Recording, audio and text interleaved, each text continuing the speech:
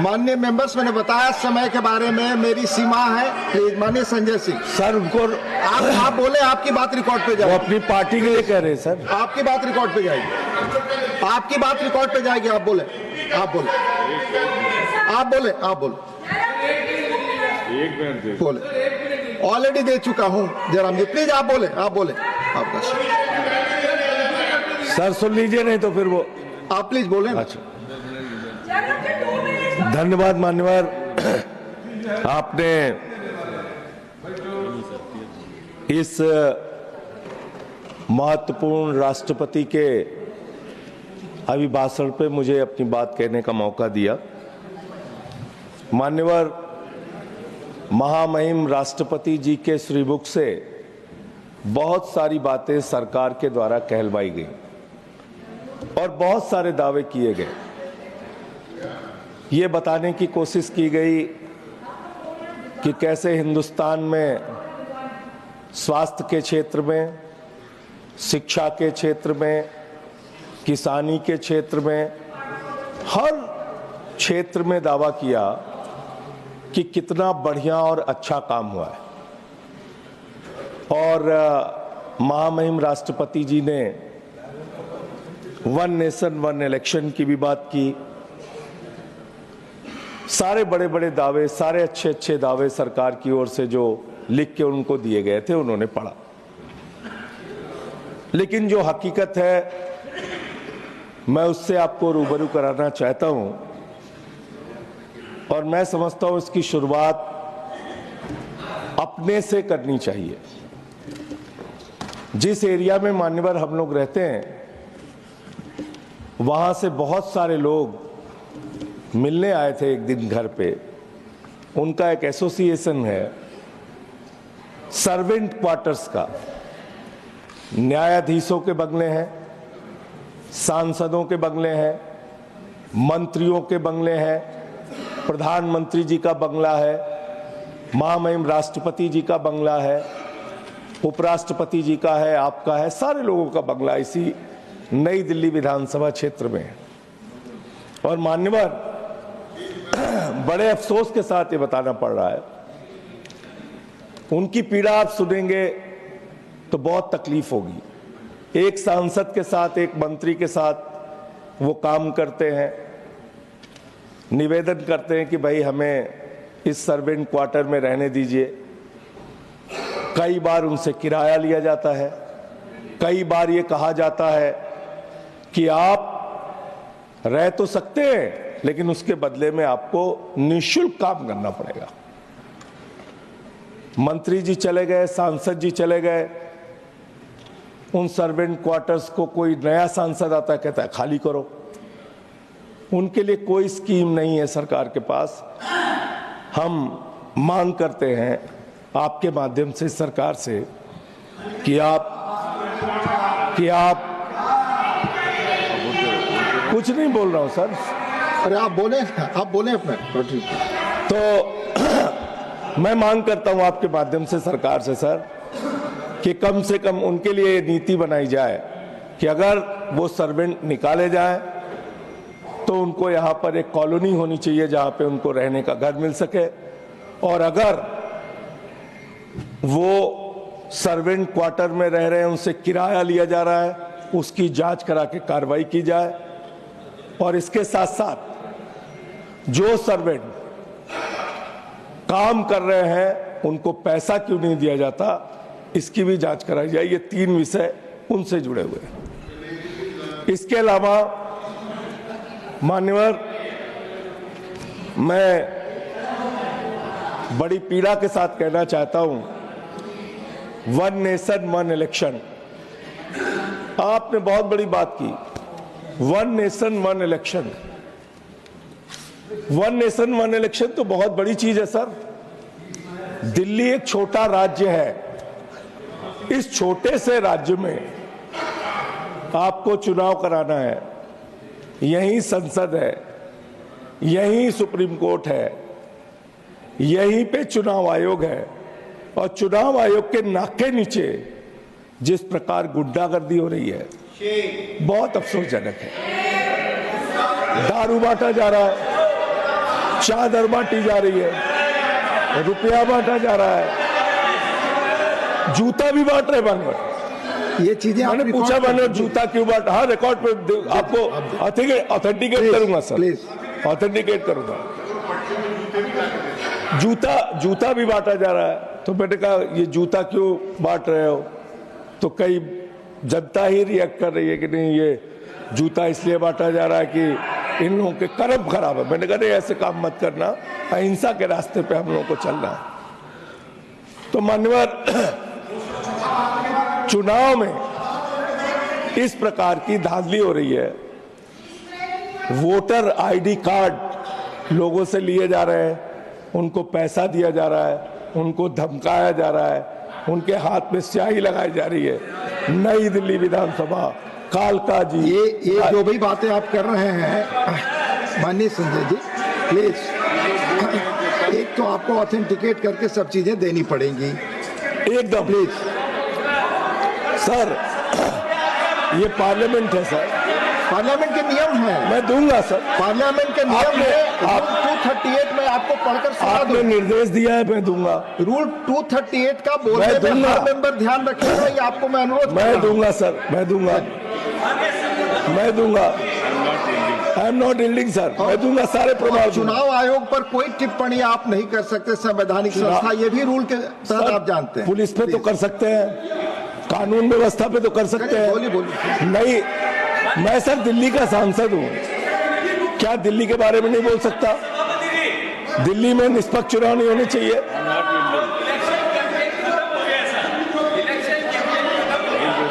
Please please please, ये sir आप बोले इलेक्शन। सर, आपने कहा बोलने को, मंत्री नहीं बोलने दे रहे हैं। आप बोले, अपना समय आपका जाना है, प्लीज। मान्यवर, मैं बड़ी विनम्रता पूर्वक कहना चाहता हूं और ये रिकॉर्ड रख रहा हूं सर, अगर ये गलत है तो मेरे खिलाफ कार्रवाई की जाए। मैं खुद कह रहा हूं आपसे, जनकपुरी में 6247 वोट कटवाने की एप्लीकेशन दी गई। संगम विहार में 5862 वोट कटवाने की एप्लीकेशन दी गई। आरके पुरम में 4285 वोट कटवाने की एप्लीकेशन दी गई। पालम में 4000 वोट कटवाने की एप्लीकेशन दी गई। द्वारका में 4000 वोट कटवाने की एप्लीकेशन दी गई। तुगलकाबाद में 3987 वोट कटवाने की एप्लीकेशन दी गई। ओखला में सर, आप ये वन नेशन वन इलेक्शन, आप ये निष्पक्ष, मैं रख रहा हूं, मैं तो रख रहा हूं, आपने कह दिया मैं रखूंगा। करावल नगर 2957 वोट कटवाने की एप्लीकेशन दी गई। लक्ष्मी नगर 2147 वोट कटवाने की एप्लीकेशन दी गई। मुस्तफाबाद 2051 वोट कटवाने की एप्लीकेशन दी गई। विकासपुरी 1923 वोट कटवाने की एप्लीकेशन दी गई। कृष्णानगर 1631 वोट कटवाने की एप्लीकेशन दी गई। मटियाला 1561 वोट कटवाने की एप्लीकेशन दी गई। इसका स्रोत क्या है माननीय संजय जी? ये जो आप ऑनलाइन कहां से? ऑनलाइन आप इसका चुनाव आयोग की वेबसाइट, मैं दूंगा सर, आपने कहा है मैं दूंगा। 11,000 वोट, 11,000 वोट शाहदरा में कटवाने की एप्लीकेशन दी गई। तो मैं ये कह रहा हूं sir,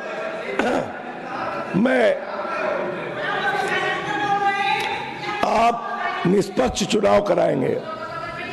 one nation one election आपका ये है कि आप वोटें कटवा के, फर्जी वोटें जुड़वा के आप चुनाव जीतना चाहते हैं। ये चुनाव आयोग पर टिप्पणी ना करें सर। मैं इनके ऊपर कह रहा हूं सर, चुनाव आयोग को तो मैं इनके ऊपर कह रहा हूं सर। आपको याद होगा पिछली दफा भी आपने अपनी तकरीर में पिछले समय में ये सवाल उठाया। चलिए नई बात बोलता हूं सर, प्लीज सर, नई बात बोलता हूं प्लीज सर, मेरा टाइम जा रहा है। टाइम जाएगा, आप बोले अपना। सर, एक पूर्व सांसद है प्रवेश वर्मा जी, लोकसभा के चुनाव में उनके घर पे 3 वोट था, अभी 32 वोट हो गया विधानसभा में। एक कमल संदेश का ऑफिस है, उस पते पे पहले 2 वोट था, अब 31 वोट हो गया। CP Joshi, sir CP Joshi माननीय सांसद है भारतीय जनता पार्टी के, उनके घर में 4 वोट था लोकसभा में, अभी 27 वोट हो गया। 27 वोट। माननीय केंद्रीय मंत्री है आदरणीय कमलेश पासवान जी, उनके यहाँ संजय जी सर 3 वोट था। आप 238 रूल के तहत जानते हैं सर जब किसी भी अगर मैं ऑथेंटिकेट नहीं करूं, not go on the record, अगर मैं ऑथेंटिकेट नहीं करूं, ऑन द रिकॉर्ड, मुझे आप 1 साल के लिए सस्पेंड कर दीजिए। 1 मिनट, मुझे 1 साल के लिए सस्पेंड कर दीजिए। 1 मिनट रूल के तहत आप मुझे 1 साल के लिए सस्पेंड कर दीजिए। 1 minute Sanjay ji, 1 minute sir, as per rules आप किसी भी माननीय सदस्य, माननीय मंत्री के बारे में कुछ भी एलिगेशन लगाना चाहते हैं तो आपको ऑनरेबल चेयरमैन से परमिशन लेना पड़ेगा। Please take your seat. आप टाइम डिसाइड नहीं करें, आप उन पर कोई एलिगेशन बिना चेयरमैन की अनुमति के लगा नहीं सकते, आप रिकॉर्ड पे नहीं जाएगी। सर ऑथेंटिकेट करूंगा। माननीय संसद, माननीय मंत्री पर आप नहीं लगा सकते। चलिए सर, बोलने नियम और हम बता रहे हैं आपको नियम, बोलने तो दीजिए। अगर वो चीजें बोलेंगे तो रिकॉर्ड पे नहीं जाएगा। सर आप आगे बोलें। सर क्या क्या बोला गया यहाँ दिल्ली के चीफ मिनिस्टर के पूर्व मुख्यमंत्री के बारे में? आपने रोका उनको? प्लीज आपने रोका? हमें सबसे अपेक्षा है, आपने रोका सर? हमने सबसे अपेक्षा किया। अरविंद केजरीवाल का नाम लिया गया, क्या क्या बोला गया? रूल 238 के तहत जो भी कहा गया है वो मैं आपको याद दिला रहा हूँ। सर मेरा time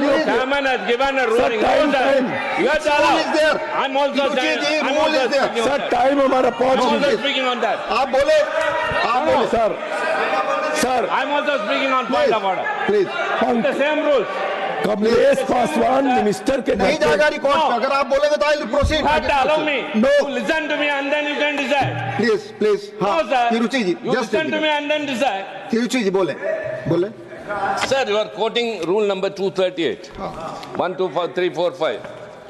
Earlier, the same rule has been raised in the House during a point of order, and the chairman has given a ruling that anything under the sky and anyone can be criticized by any member in this August House. Sir, I would like to recollect. 238 जो कहता है किसी भी Yes, and then we put a question. Sir, 1 minute, sir. Immediately we asked, what will happen to Rule 238? It will become redundant. He said yes. Sir, I am he said following anything. 238, Even members of another house can be discussed here. Please The chairman has given a ruling. क्लियरफाइड 238 के तहत आप follow करें अपनी किसी भी माननीय सांसद But किसी भी मंत्री के बारे में camera आप is बोलें। showing only you. Please. The camera is showing only Please. what is going on in the house. What is going on in the house? His time is coming. No. Please. Whenever we raise Please a take point your of seat. order, anyone माननीय speaks, Sanjay ji, आप बोले। telecast. माननीय What is it? Sir, Insider. Sir मैं बड़ी विनम्रता पूर्वक हाथ जोड़ के आपसे पूछना चाहता हूँ, इसी सदन में अरविंद केजरीवाल का नाम लिया गया, कोई ऑब्जेक्शन हुआ सर? प्लीज 1 मिनट ये पक्षपात क्यों? प्लीज ये पक्षपात क्यों है? मैं तो फैक्ट बता रहा हूं, कोई एलिगेशन नहीं लगा रहा हूं। जिस घर में लोकसभा में 3 वोट थे कमलेश पासवान के यहाँ, अभी 27 वोट हो गए। मिनिस्टर है सर। मैंने बताया आपको नियम। Please do not repeat, you are wasting your time Sanjay. Pankaj Chaudhary, no Pankaj Chaudhary मंत्री के घर पे। प्लीज आपको रूल का पालन करना पड़ेगा, बिल्कुल। प्लीज पंकज चौधरी के अगर 26 वोट हो गए। प्लीज नहीं जा रहा रिकॉर्ड पे, आप आगे जाए बोले। ये तो सर अन्याय है सर, माननीय ये अन्याय है सर, ये सर अन्याय है। ये रूल कहता है सर, ये अन्याय बनाया रूल नहीं है। चुनाव में गड़बड़ी, रूल नहीं है। चुनाव में गड़बड़ी, प्लीज चुनाव में गड़बड़ी मुद्दा नहीं है सर। माननीय जॉन ब्रिटा जी, चुनाव में गड़बड़ी मुद्दा नहीं है sir. Please take your seat, please take your seat. These rules I have not made, sir. 60. Sir मेरा Please take your seat. Please take your seat. अच्छा जी संजय जी, आप जब बोलते हैं सब हाउस सभी पक्ष के लोग आपको गंभीरता से लेते हैं। मैं एक सैद्धांतिक मुद्दा अध्यक्ष जी आपके माध्यम से उठाना चाहता हूं। क्या देश की चुनाव आयोग के बारे में जो प्रक्रिया वो कह रहे हैं, जो देश की चुनाव आयोग को उंगली दिखा रहे हैं, क्या ये सदन प्लीज क्या ये सदन चुनाव आयोग को इस प्रकार की चीजों में विवाद में ला सकता है क्या? इसलिए आपकी संरक्षण चाहिए अध्यक्ष जी उसमें। Please please Sanjay ji please. Sir मैं वोटों की गड़बड़ी का मुद्दा उठा रहा था सर। चलिए आपकी मर्जी सर।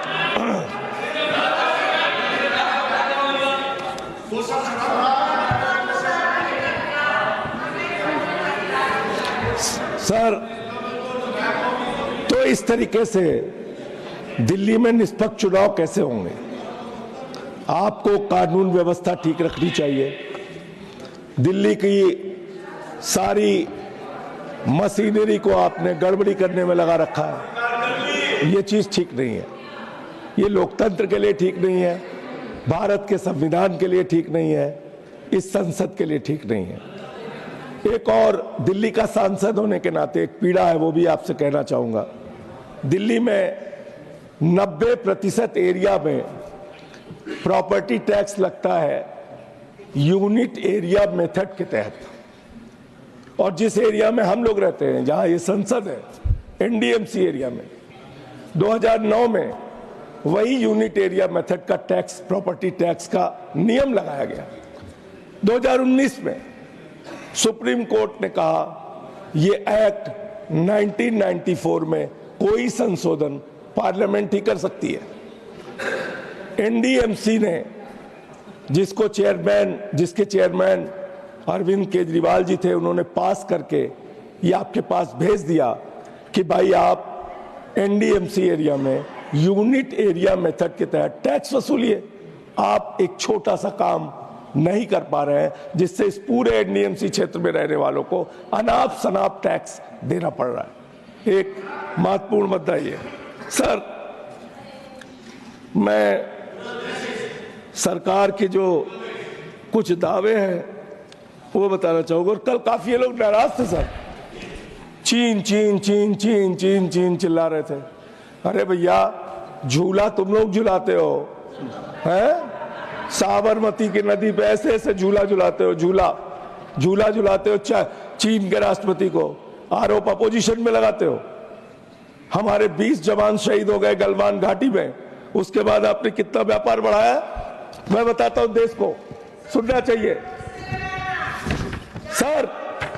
गलवान घाटी की घटना के बाद भारत की सरकार ने चीन से जो व्यापार बढ़ाया है 11.6 लाख करोड़ रुपए। मैं रिकॉर्ड पे बोल रहा हूं ये बात। आप चीन के सामने झुकते हैं, आप सवाल उठाते हैं अपोजिशन पे, झूला झुलाते हैं उनको, वो घुसपैठ करते हैं हमारे एरिया में, वो हमारे जवानों को शहीद करते हैं, और आप उनके पक्ष में खड़े होते हैं। इसलिए कभी भी हम लोगों की देशभक्ति पे सवाल मत उठाना। ऑन रिकॉर्ड है, ऑन रिकॉर्ड। आपने भारत का व्यापार, भारत का सारा व्यापार चीन को सौंपने का काम किया आपने। आप बात कर रहे हैं। इसलिए इसके अलावा मान्यवर, मैं आयुष्मान योजना बहुत चिल्लाते हैं। आज देखो लगातार कमेंट्री चलती रहती सारे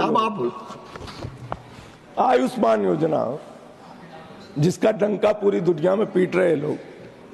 एक नंबर है सर, 9999 999 9999 और फिर 9।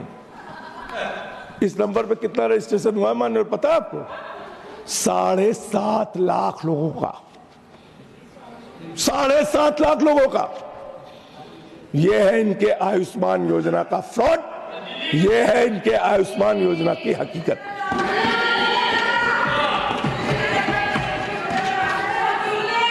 हेल्थ सेक्टर की बात करते हैं सर।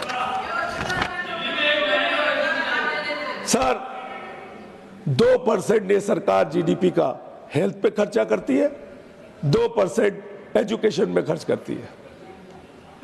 करीब करीब 54 लाख बच्चों ने सरकारी स्कूलों से शिक्षा छोड़ी है, जिसमें अकेले हमारा राज्य उत्तर प्रदेश 11 लाख बच्चों ने वहां सरकारी शिक्षा छोड़ी है। इसके अलावा आप दिल्ली का पूरा आंकड़ा बताते हैं, बहुत बढ़िया बात हमारे भाई ने कही। चलिए पूरा दिल्ली का आंकड़ा सुनिए, अब रोकिएगा नहीं,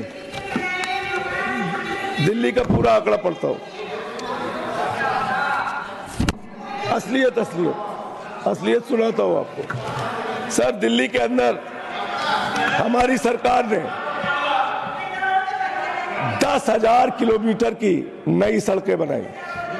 दिल्ली के अंदर 250 किलोमीटर के नए मेट्रो लाइन बिछाए। दिल्ली के अंदर 6,800 किलोमीटर की नई सीवर लाइन बिछाई। दिल्ली के अंदर 4,000 किलोमीटर की वाटर पाइपलाइन बिछाई।